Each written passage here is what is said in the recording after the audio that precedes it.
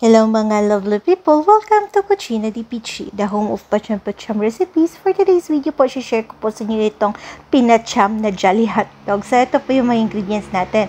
Meron po ako dyang, yung sausage or hotdog ba yan? Tapos yung tinapay, and then cheese, sliced cheese, ketchup, mayonnaise, at saka senape.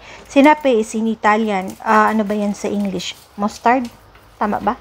Okay. Alam nyo bang nalilito ako sa mustard at saka custard? Ha?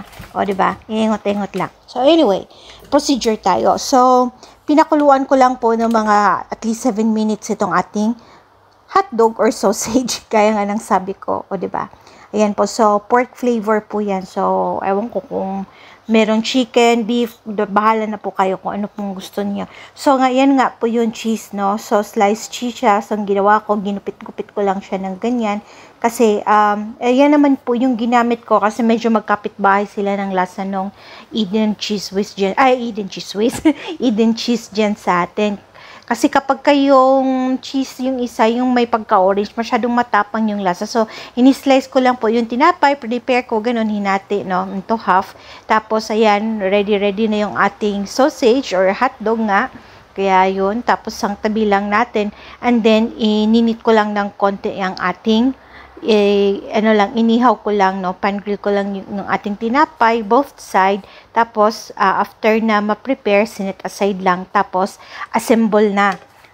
Tapos, makikita niyo yung struggle ko dyan sa habang nag-assemble ako. So, ganyan lang, tama lang, no. So, wag naman yung sunog-sunog na pagka-ihaw ng tinapay, o, diba, kita niyo, yung medyo gulat-gulatin niyo lang. Ayan. So, ready na nga ating mga tinapay. So, ngayon, syempre, ginawa ko lang, nilagay ko lang dyan yung hotdog. Ayan. And then, ito nga yung first na na-assemble. Kaya, medyo nalito-lito din ako sa pinagagawa ko. So, pinagpatong-patong ko yung cheese. Tapos, biglang nasabi ko sa sarili ko, ang pagkagulo-gulo naman ng buhay nitong pagkain ito, no? Kawawa naman. Isusubo na nga mamaya ang gulo-gulo pa. Tapos, syempre, after nung cheese, nilagyan ko na ng ketchup, ganun. So, pwede rin po kayong mag-add, for example, na yung, onions, diba, ganun. So, bahala po kayo kung anong gusto nyo pang itoppings dyan, oo.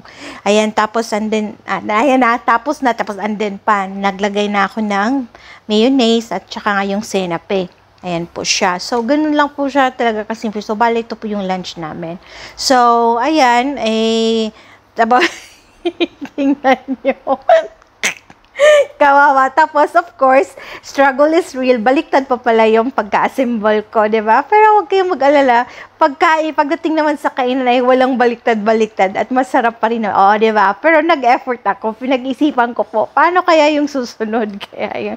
Sana naman mag-improve. Oh, diba? Mga lovely people, ganun talaga yun. Sabi ko nga sa inyo minsan ay may palpakerns din talaga ako.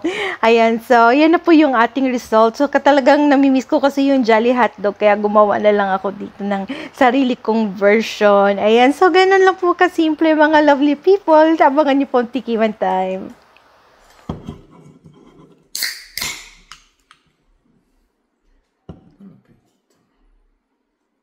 Bon appetit naman.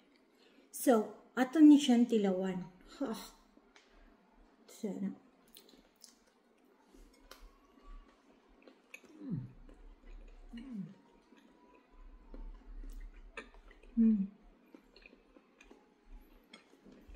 Ano siya?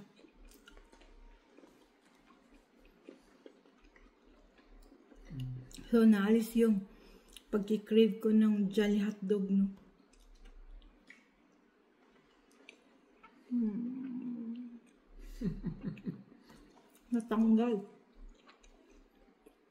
Natanggal yung pagkikrave ko. Bugnaw kaya ako Kain po.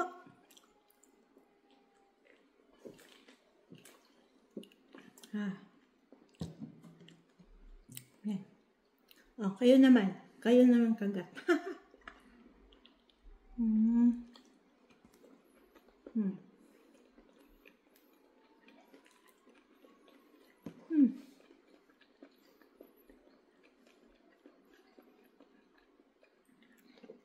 ito na po yung pinaka-lunch namin.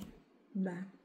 So, paano po mga lovely people? Thank you for watching. At thank you po sa mga bagong nagpa-follow sa atin. So, God bless. Ciao, ciao. Hanggang sa susunod po, dito lang sa Cucina di Peachy.